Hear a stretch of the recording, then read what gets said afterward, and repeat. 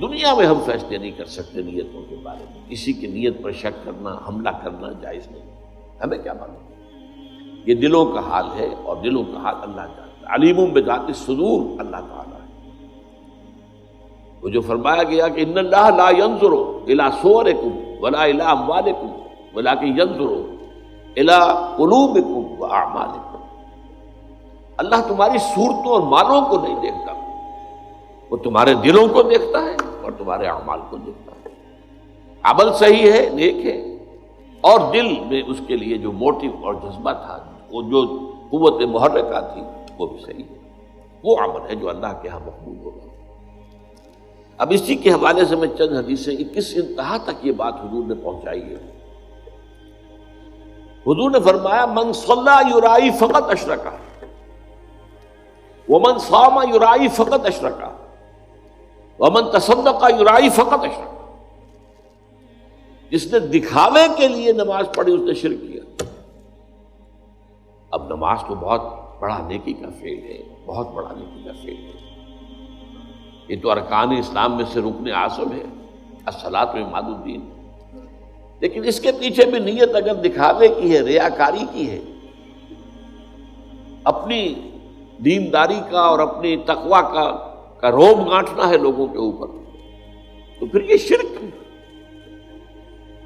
ومن صام یرائی فقط اشرکا، اور جس نے روزہ رکھا دکھاوے کے لیے اس نے شرک کیا۔ ومن تصدق یرائی فقط اشرکا، اور جس نے صدقہ و خیرات دیا دکھاوے کے لیے ریاکاری میں، اس نے شرک کیا۔ اور شرک سے زیادہ بڑا گناہ، گھنامنا گناہ اور کوئی نہیں۔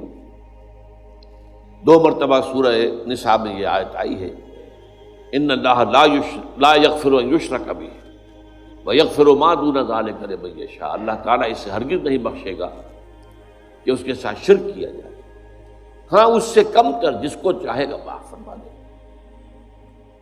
ایک اور حدیث میں اس سے بھی زیادہ باریک بات کہی گئی۔ شرک خفی یہ ہے کہ اگر کوئی شخص نماز پڑھ رہا ہو اور اسے یہ محسوس ہو کہ کوئی اسے دیکھ رہا ہے، تو وہ سجدہ لمبا کر دے، یہ شرک خفی ہے۔ ایک شرک جلی ہوتا ہے جو نظر آ رہا ہے شرک ہو رہا ہے، بت کو سجدہ کیا جا رہا ہے، قبر کو سجدہ کیا جا رہا ہے، شرک جلی ہے۔ ایک شرک خفی ہے، چھپا ہوا شرک اندر دل میں، کہ آپ نماز پڑھ رہے ہیں، آپ نے دیکھا کچھ لوگ دیکھ رہے ہیں مجھے، تو آپ لمبا سجدہ کر دیے۔ اس کا آپ تجزیہ کر سکتے ہیں، سمپل میتھمیٹکس ہے۔ اگر وہ پہلے 5 سیکنڈ کا سجدہ کر رہا تھا اور اب اس نے 10 سیکنڈ کا سجدہ کیا ہے، تو یہ 5 اضافی کس کے لیے کیے؟ 5 تو ہو گئے اللہ کے لیے، پہلے وہ کر رہا تھا، لیکن یہ 5 جو اضافی منٹ لگے ہیں یہ کس کے لیے؟ تو لوگوں کے لیے، ریاکاری کے تحت ہوئے۔ تو ایک سجدے کے 2 مسجود ہو گئے، ایک مسجود اللہ کی ذات ہوئی اور ایک مسجود وہ لوگ ہیں جنہیں دکھایا جا رہا ہے۔ اس میں حضور صلی اللہ علیہ وسلم کی دعوت سے اور تربیت سے جس حد تک باریک بینی آ گئی تھی صحابہ کرام میں، اس کی مثال جو ہے وہ حضرت علی رضی اللہ تعالیٰ عنہ کا ایک واقعہ ہے۔ عین جنگ میں ایک شخص سے دو بدو مقابلہ ہوا،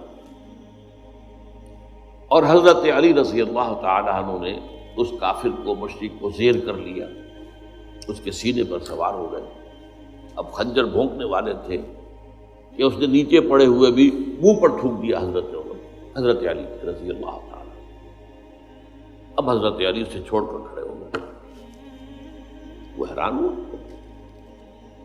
وہ جسے آپ انگریزی میں کہتے ہیں to add insult to injury, میں نے تو اور توہین کی تھی، ان کی انسلٹ کی، یہ مجھے چھوڑ کر کھڑے ہو گئے، کیوں؟